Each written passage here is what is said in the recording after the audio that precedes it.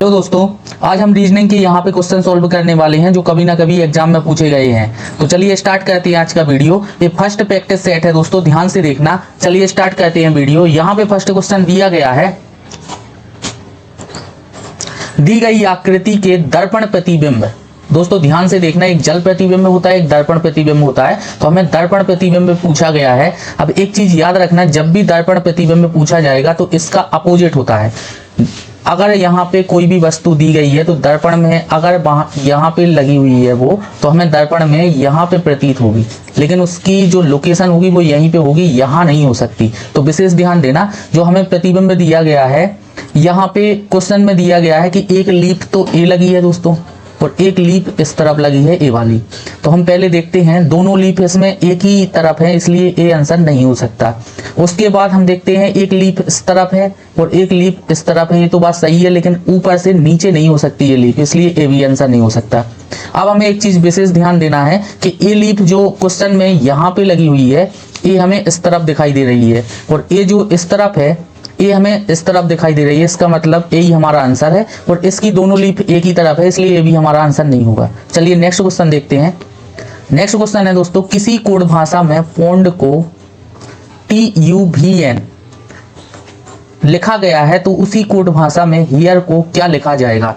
दोस्तों यहाँ पे विशेष समझना, किया क्या गया है। तो अगर हम लोकेशन देखें वाइड की, तो यहाँ पे अगर देखें दोस्तों तो पौंड POND पौंड, इसकी जो लोकेशन होती है वो कितनी, P16 पे आता है, O15 पे आता है, और N14 पे आता है, D4 पे आता है। अब इसकी जो लोकेशन दी गई है TUVN ये दी गई है। अब इसकी भी अगर हम लोकेशन चेक करेंगे तो ये 20 पे आता है, और ये 21, ये 22 और ये 14। अब यहाँ पे अगर हम देखें तो यहाँ पे कितने बढ़ाए गए हैं 4, यहाँ पे कितने बढ़ाए गए हैं तो 6, यहाँ पे कितने बढ़ाए गए हैं तो 8, और यहाँ पे कितने बढ़ाए गए हैं 10।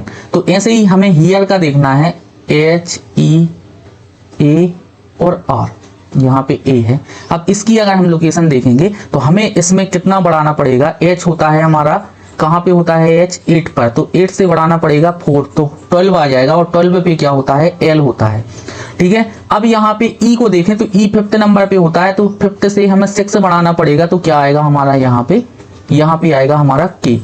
और K के बाद यहाँ पे देखें तो A से 8 बढ़ा के अगर हम चलते हैं तो यहाँ पे आएगा क्या I 8 नंबर पे, और R से 10 बढ़ाएंगे तो हमारी लाइन चेंज हो जाएगी, और सेकंड नंबर पे हमारा आ जाएगा क्या B।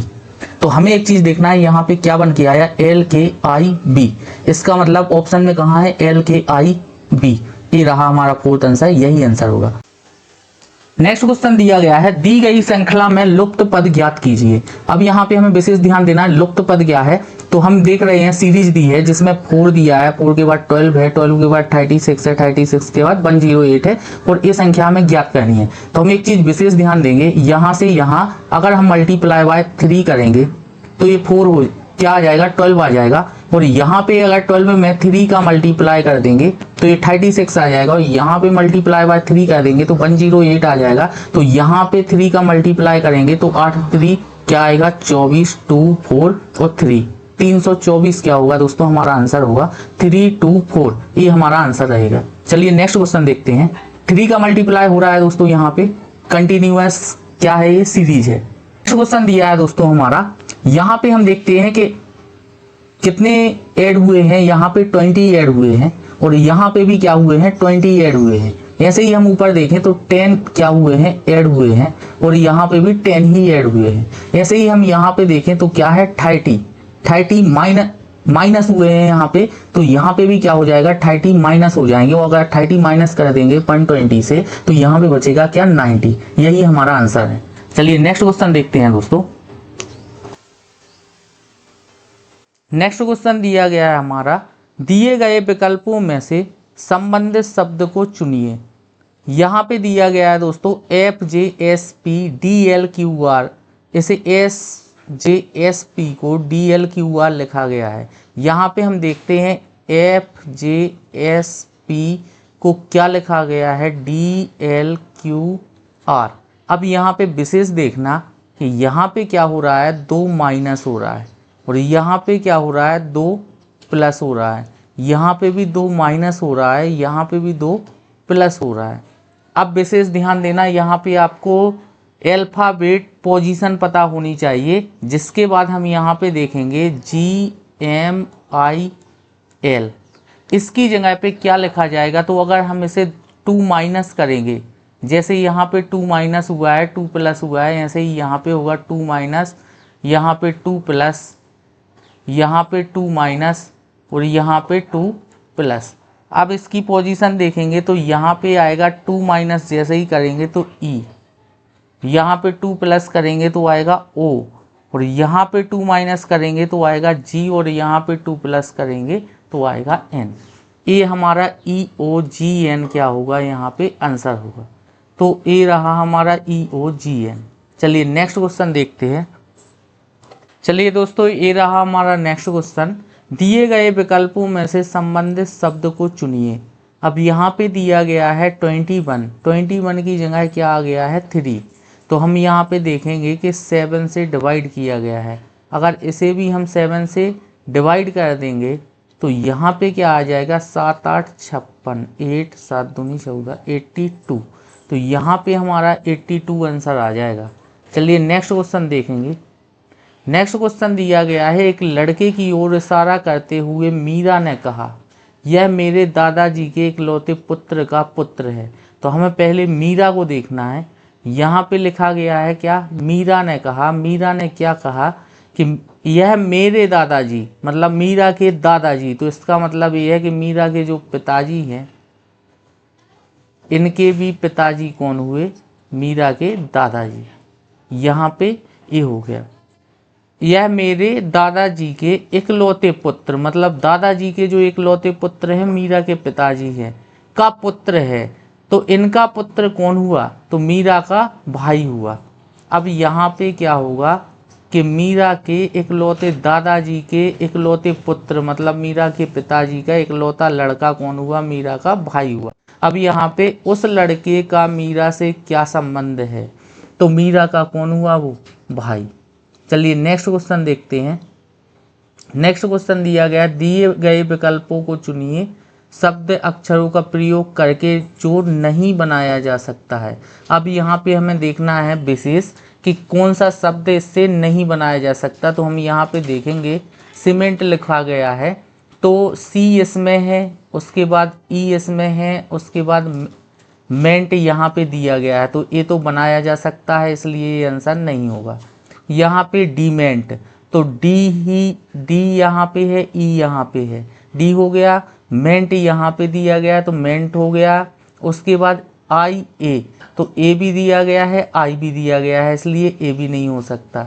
अब यहाँ पे प्रेडिक्ट, प्रेडिक्ट में पी दिया गया है, आर दिया गया है, ई दिया गया है, डी दिया गया है, आई दिया गया है, उसके बाद सी भी दिया गया है, टी भी दिया गया है, इसलिए आंसर ए भी नहीं होगा।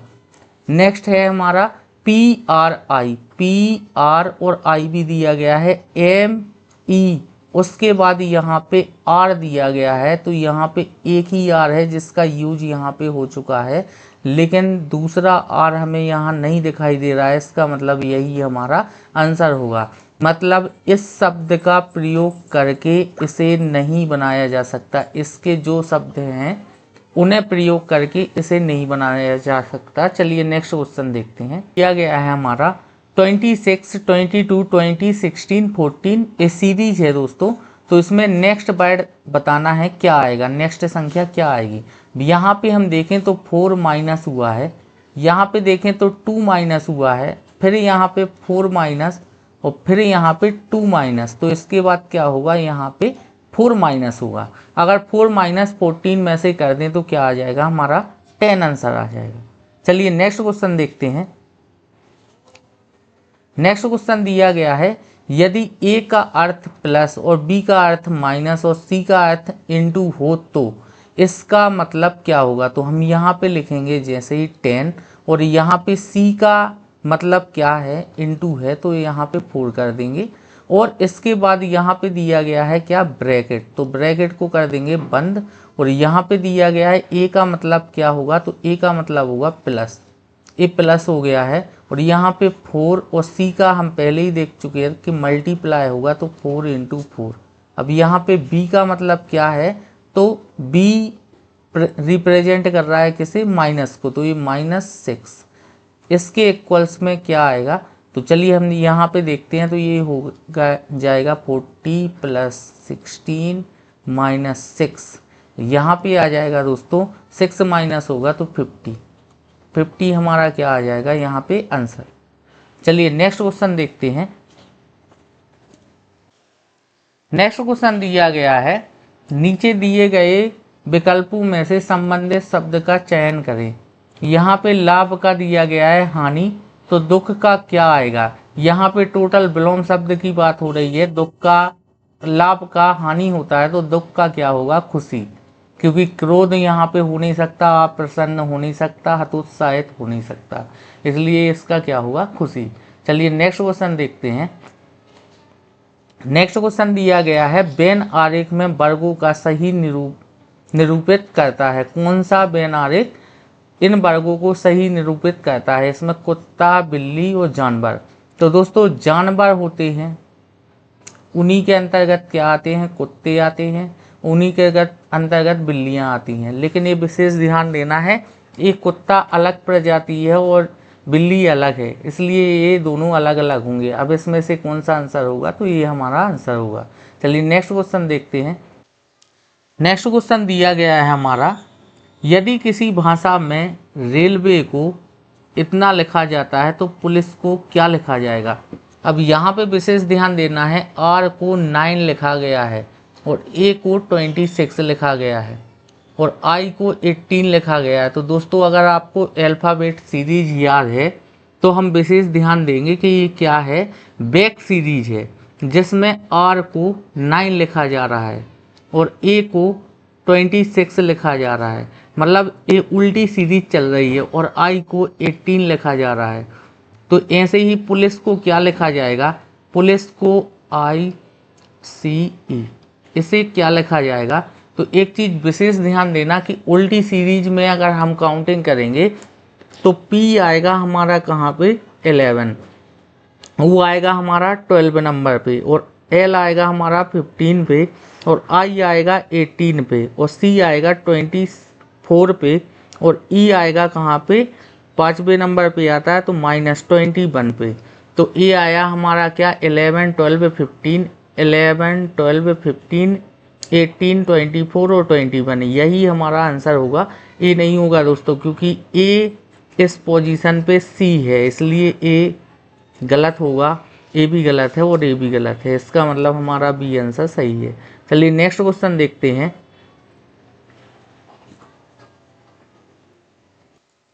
नेक्स्ट क्वेश्चन दिया गया है, दिए गए विकल्पों में से संबंधित अक्षर को चुनिए।